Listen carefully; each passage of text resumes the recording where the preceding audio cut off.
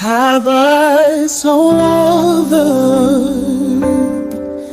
that he gave his only son, that whoever believes in him shall not perish but have eternal life begun. Oh, how he loves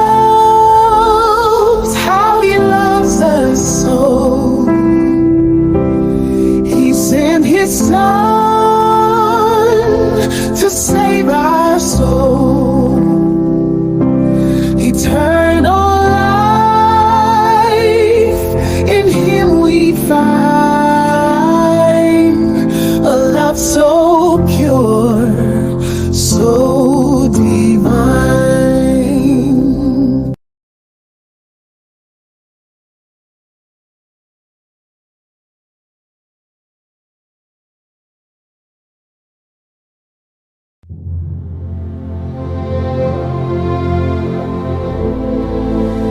E de como ele voltou dos mortos, ressuscitado como havia sido predito por todos os profetas.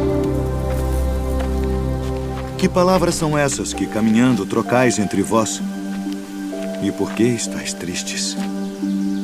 És tu só peregrino em Jerusalém e não sabes as coisas que nela têm sucedido nestes dias? Que coisas? As que dizem respeito a Jesus Nazareno, que foi homem, profeta, poderoso em obras e palavras diante de Deus e de todo o povo. E como os principais dos sacerdotes e os nossos príncipes o entregaram à condenação de morte e o crucificaram. E nós esperávamos que fosse ele o que remisse Israel.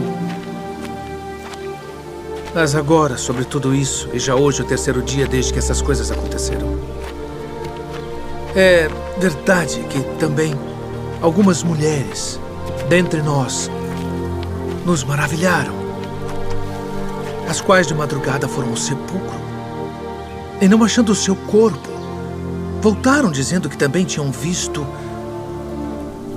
uma visão de anjos que dizem que ele vive. E alguns dos que estavam conosco foram ao sepulcro e acharam ser assim como as mulheres haviam dito. Porém, a ele não viram.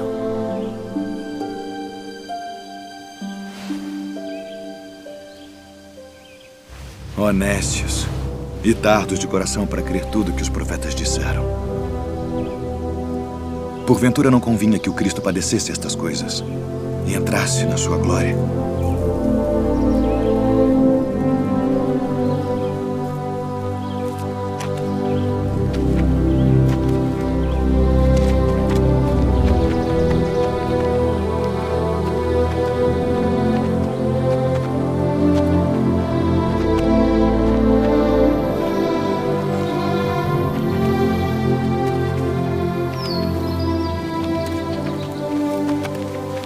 Fica conosco, porque já é tarde e já declinou o dia.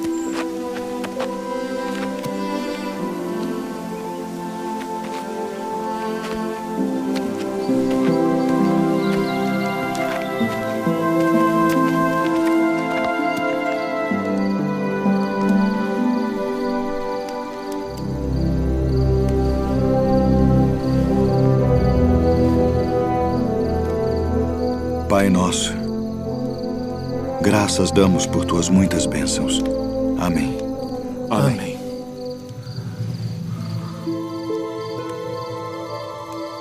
Porventura não ardia em nós nosso coração quando pelo caminho nos falava e quando nos abria as Escrituras? Devemos voltar a Jerusalém agora mesmo.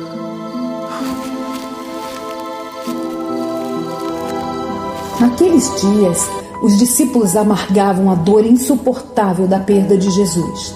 Com a morte do Nazareno, desapareceu não somente o mestre querido que lhes deu novo sentido à vida, esfacelou-se também o sonho de um reino em que seriam, junto com Cristo, por eles idealizado, a nova aristocracia da Judéia.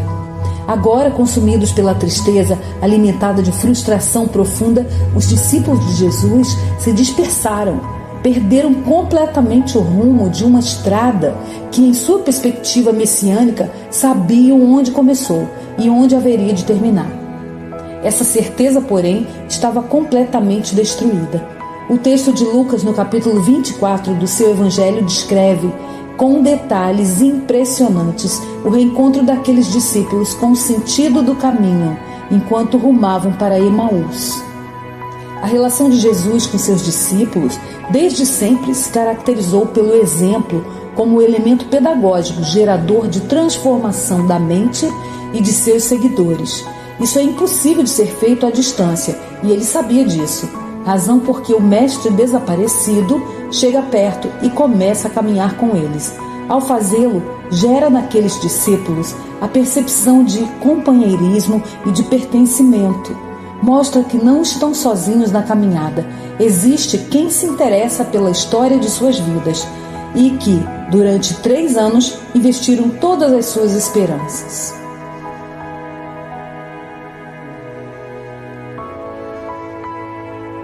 Jesus provocou aqueles 2 discípulos para a leitura crítica dos textos sagrados e das tradições que, naquele diálogo, foi articulada com a crença na ação histórica de Deus, resgatando a compreensão profética do curso dos acontecimentos, porque entender é racional, é exercício inteligente da busca pela evidência, que num aspecto mais profundo, cognitivo, articula elementos fundamentais da capacidade de compreensão, alimentados pela emoção. A emoção também é fonte de inteligência, e é neste campo intuitivo profundo que a fé ilumina a razão, que a mente se expande e a razão dá sentido à fé.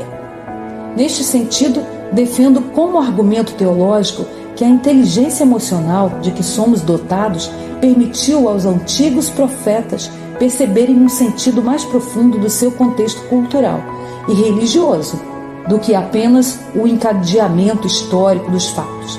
Por isso, Jesus traz de volta o mapa tecido pelos profetas, adornado pela tradição, agora reinterpretado pela vida e obra do Messias de Nazaré, a fim de que os discípulos do caminho de Emaús, retomassem o projeto de reino de Deus experimentado na Galiléia. Quando eles entenderam o sentido e a beleza do mapa da existência, mostrado pelo Nazareno, foram liberados dos porões do desespero.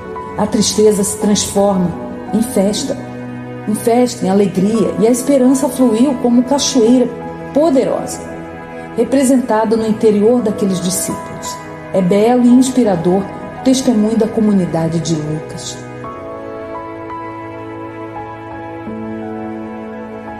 A história é escrita por gente simples, que faz da partilha da vida e do pão elementos poderosos de libertação humana e transformação das suas realidades. Essa é a proposta da pedagogia libertadora do caminho de Emaús, fonte termal do aquecimento do coração e avivamento da mente, para a transformação do nosso planeta em tabernáculo de acolhimento e proteção da vida criada por Deus. Amém.